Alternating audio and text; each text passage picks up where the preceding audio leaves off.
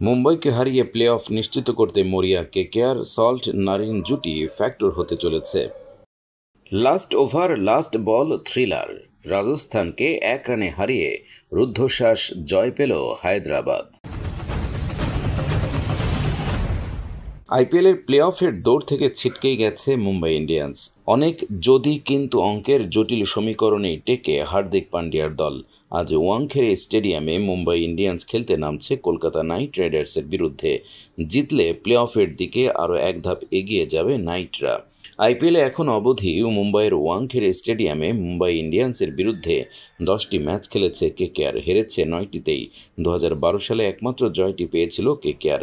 15 রানে 4 উইকেট নিয়ে ম্যাচের সেরা হয়েছিলেন সুনীল নারিন, অধিনায়ক ছিলেন গৌতম গম্ভীর মেন্টর হয়ে কেকেআরে ফেরার পর ওপেনার হিসেবে নিজেকে দারুণ উচ্চতায় নিয়ে গেছেন নারিন। ফলে বোলিংয়ের পাশাপাশি নজর থাকবে তার ব্যাটিংয়ের দিকে। কেকেআরের সহকারী কোচ অভিষেক নায়ার বলেন, গম্ভীরের সঙ্গে নারিনের অনেক দিনের সম্পর্ক, অনেক স্মৃতি, তাতে বোঝাপড়া ভালো তৈরি হয়েছে। হাত খুলে খেলার স্বাধীনতা পেয়েই নারিন ব্যাট হাতে ভরসা দিচ্ছেন। তার সাথে যুক্ত হয়েছে আগুনে ফর্মে থাকা ফিল সল্ট।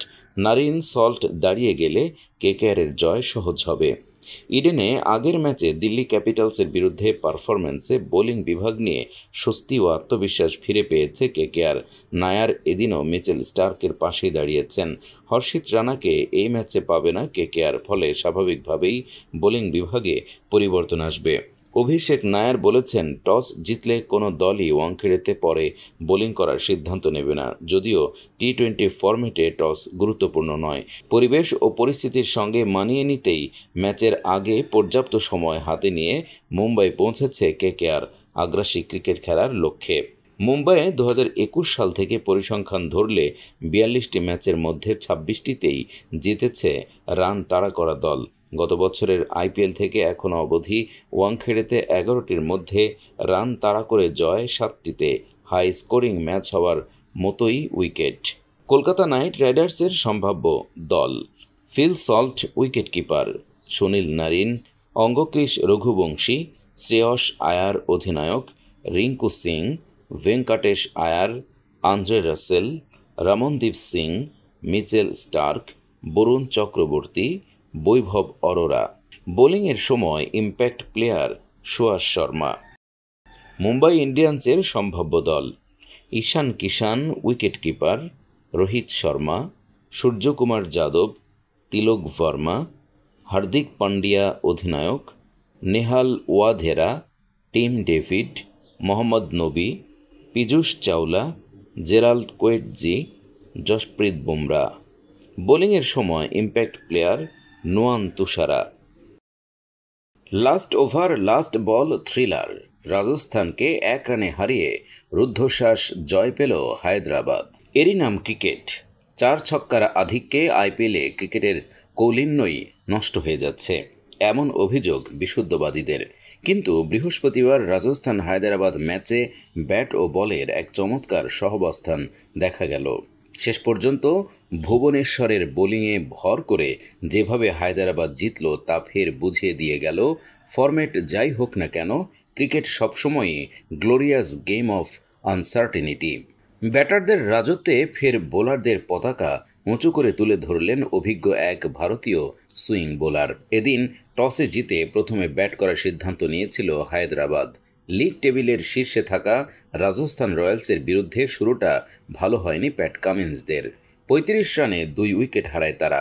খেলা ততক্ষণে গড়িয়ে গেছে 6ষ্ঠ ওভারে, কিন্তু হেডের সঙ্গে জুটি গড়ে নীতীশ খেলা ঘুরিয়ে দেন, করেন অপরাজিত 76। অন্যদিকে ট্রাভিস হেড করেন 58। পরে চমৎকার খেলেন হেনরিক ক্লাসেন, 19 বলে 42 করে অপরাজিত থাকেন তিনিও। ফলে 200 পেরোতে সমস্যা হয়নি হায়দ্রাবাদের। এদিন বল হাতে জঘন্য পারফরম্যান্স করলেন চাহাল।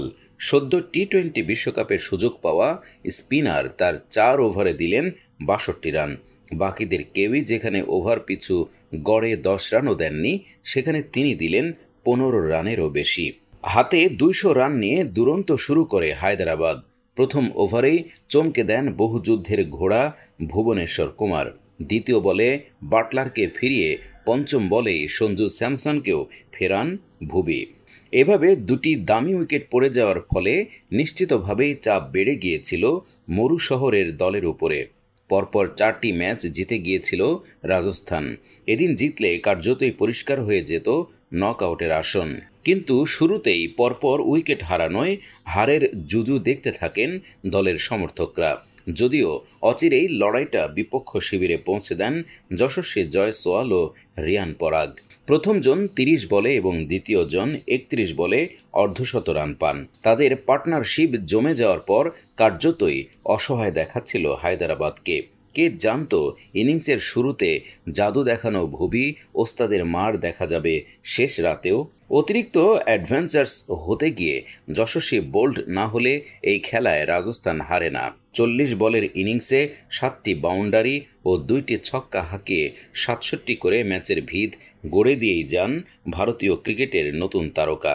তিনি আউট হওয়ার 1 বল পরেই ছক্কা মেরে পরাগ যেন বুঝিয়ে দিতে চাইছিলেন এবার দলের ইনিংসের রাশ তার হাতে। কিন্তু তুলে মারতে গিয়েই শেষ পর্যন্ত লং অনে ধরা পড়েন তিনিও 77 রানে। ম্যাচের সর্বোচ্চ স্কোরার মারেন 8টি বাউন্ডারি ও 4টি ছক্কা।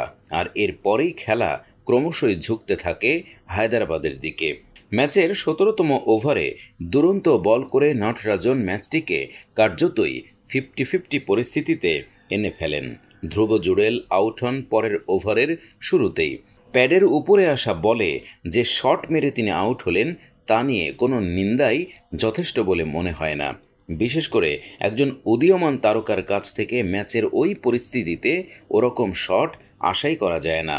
একেবারে শেষ ওভারে ভুবনেশ্বর কুমার যখন বল করতে এলেন তখন পরিস্থিতি একেবারে টেনশনে ভরপুর।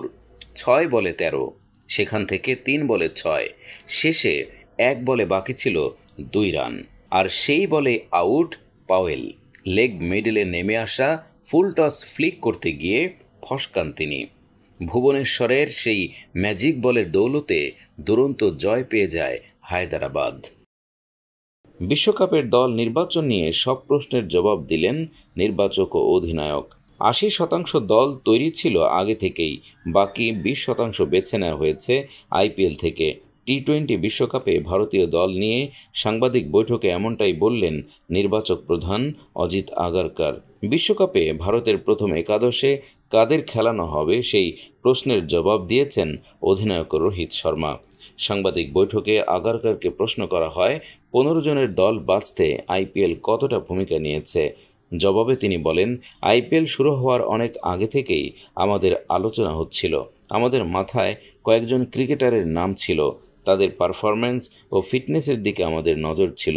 আমরা জানতাম যদি 3 মাসের মধ্যে কারো চোট লাগে তাহলে বিকল্পও তৈরি রাখতে হবে। আমাদের চিন্তাভাবনা পরিষ্কার ছিল। 80% দল আমরা বেছেই রেখেছিলাম।